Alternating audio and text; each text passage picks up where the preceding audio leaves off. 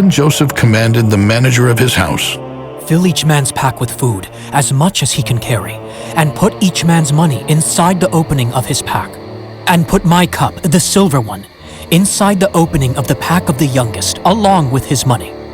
The manager did what Joseph asked him to do, and at daybreak, the men were sent off with their donkeys. But before they were far away from the city, Joseph said to his manager, Go after the men, and when you overtake them, say, Why have you repaid good with evil? Is this not the cup my Lord drinks from and uses for divination? What you have done is evil. And when the manager overtook them, he said these words as Joseph had instructed, and they replied, Why does my Lord speak this way? Far be it from your servants to have done such a thing. The money we found inside our packs we brought back to you from the land of Canaan. How then should we steal silver or gold from your Lord's house? Whoever is found with the cup, let him be put to death, and let the rest of us be your Lord's slaves. Then the manager answered, Let it be as you have stated. Whoever is found with the cup will be my slave, but the rest of you will be blameless.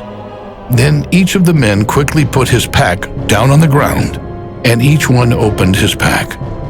The manager searched each pack, starting with the oldest and ending with the youngest, and the silver cup was found in the pack belonging to Benjamin. The brothers tore their clothes in grief, and each loaded up his donkey and returned to the city. When Judah and his brothers arrived at Joseph's house, Joseph was still there, and they fell down before him on the ground. And Joseph said to them, How could you do such a thing? Do you not know that a man such as myself can learn truth through divination? And Judah answered, What shall we say to my Lord? What shall we speak? There is no way we can clear ourselves. God has revealed your servant's guilt. So here we are, my Lord's slaves, both we and the one in whose possession the cup was found. God forbid that I should act in such a way. The man in whose possession the cup was found will be my slave. But as for you, go in peace to your father.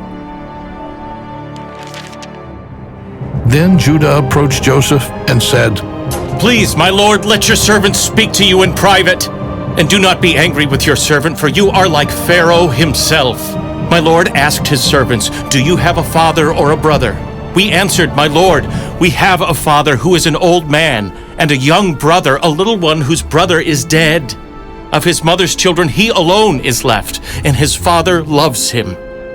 And you said to your servants, Bring him down to me, that I may set my eyes upon him. And we answered, My Lord, the boy cannot leave his father. If he were to leave his father would die. You said to your servants, You will not see my face again unless your brother is with you. So we went back to your servant, my father, and told him what my Lord had said. And when our father said to go again and buy us some food, we answered that we could not go down. We could only go if our youngest brother was with us, because we could not see the man's face unless our youngest brother was with us. Then your servant, our father, said to us, You know my wife bore me 2 sons. One left me, and I said, Surely he has been torn to pieces, and I have not seen him since. Now if you also take this one away from me, and something happens to him, you will bring my gray hair down to the grave in grief. And Judah continued to plead with Joseph. So now if I return to your servant, my father, and the boy is not with us, seeing that his heart is bound up in the boy's heart, he will die, and your servants will bring our father to the grave in grief. For your servant himself guaranteed the boy's safety. I said, If I fail to bring him back to you, then I will bear the blame before my father forever. Therefore I beg you, let your servant stay as a slave to my Lord instead of the boy.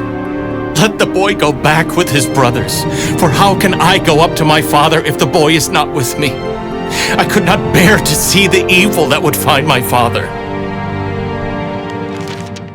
Joseph could no longer control his feelings before his attendants, and he cried out, Get everyone away from me.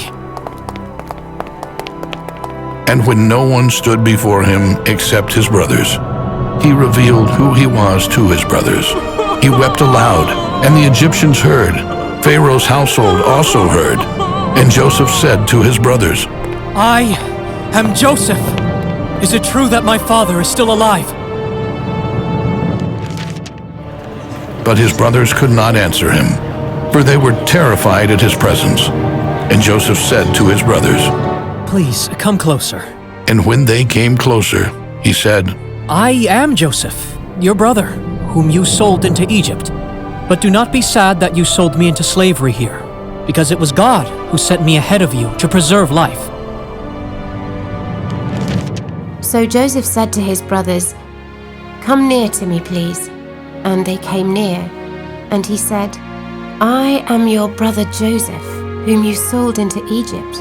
And now do not be distressed or angry with yourselves because you sold me here, for God sent me before you to preserve life. Genesis chapter 45, verses 4 and 5.